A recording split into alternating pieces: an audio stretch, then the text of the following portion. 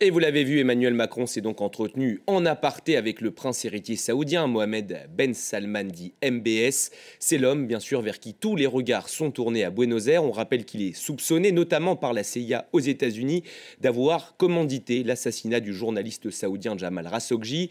C'était à Istanbul le 2 octobre dernier. Nous sommes en duplex avec Sébastien Boussois depuis la Belgique. Bonsoir, merci d'avoir accepté notre invitation. Vous êtes chercheur en relations internationales à l'Université libre de Bruxelles. Le président français est-il réellement écouté par Riyad quand on sait dans le même temps que Paris continue à vendre ses armes à l'Arabie Saoudite ?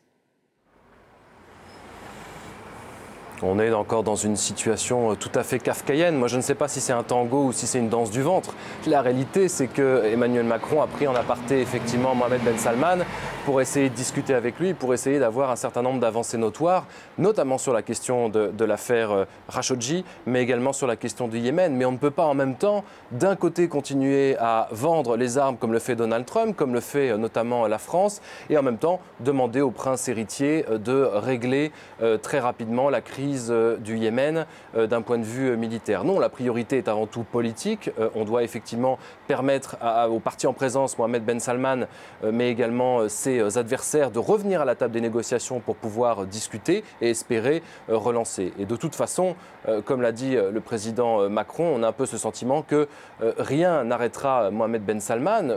Il n'écoute en réalité pas grand monde. Je dirais que de toute façon, il a bien raison de continuer comme ça, puisque personne ne lui en tient rigueur, et même les Argentins qui avaient à un moment envisagé peut-être une forme d'enquête contre Mohamed Ben Salman, sous l'argument de la compétence universelle, évidemment a fait pchit, comme dirait l'autre, et la réalité est que Mohamed Ben Salman est le seul représentant de la délégation saoudienne pour vendre l'Arabie Saoudite, comme il le fait d'habitude, c'est-à-dire de manière extrêmement bilatérale à ce jour. Sébastien Boussois, l'autre moment très attendu de ce G20, c'est bien sûr la rencontre à venir ce samedi entre Donald Trump et Xi Jinping. Leurs deux pays sont engagés, on le sait, dans une guerre commerciale. Trump se dit d'ailleurs prêt à conclure un accord. Est-ce réaliste selon vous ?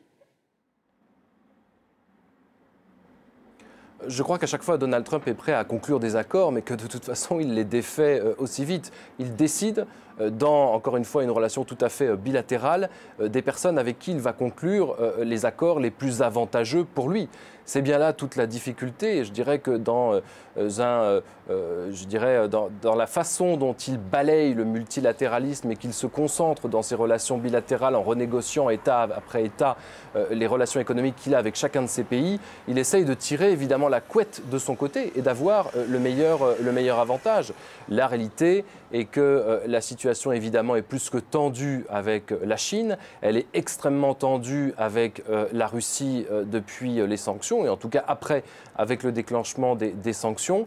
Je crois que Donald Trump continue son petit bonhomme de chemin. On constate aujourd'hui un certain nombre de dirigeants sur la planète qui peuvent se permettre de faire fi des institutions internationales que l'on invite bon an mal an dans des organisations comme le G20 qui par moments ressemble un peu à une forme finalement de kermesse et à qui décrochera le gros lot.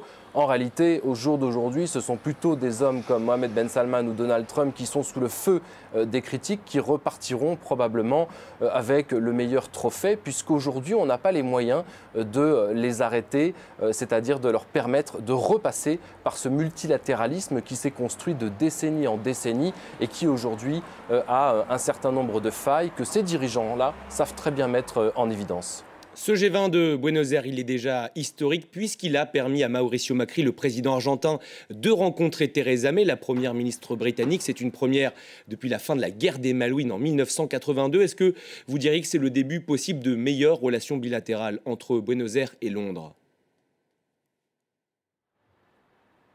Je dirais qu'on ne peut que l'espérer. Bon, j'ai quand même le sentiment qu'on soulève là quelques éléments. Beaucoup de personnes ne sont pas d'accord et en même temps sont toutes à la même table. Ce type d'organisation, ce type de sommet sont des sommets d'apparence et d'apparat. La réalité est que même si Theresa May est bien présente en Argentine.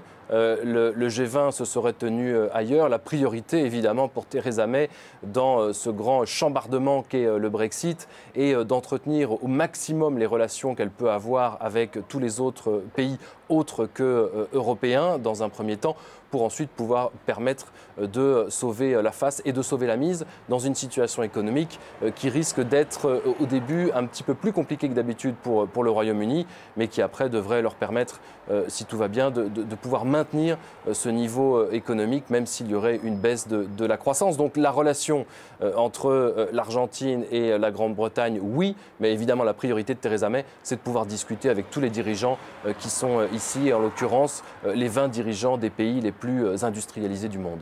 Merci beaucoup Sébastien Boussois pour votre éclairage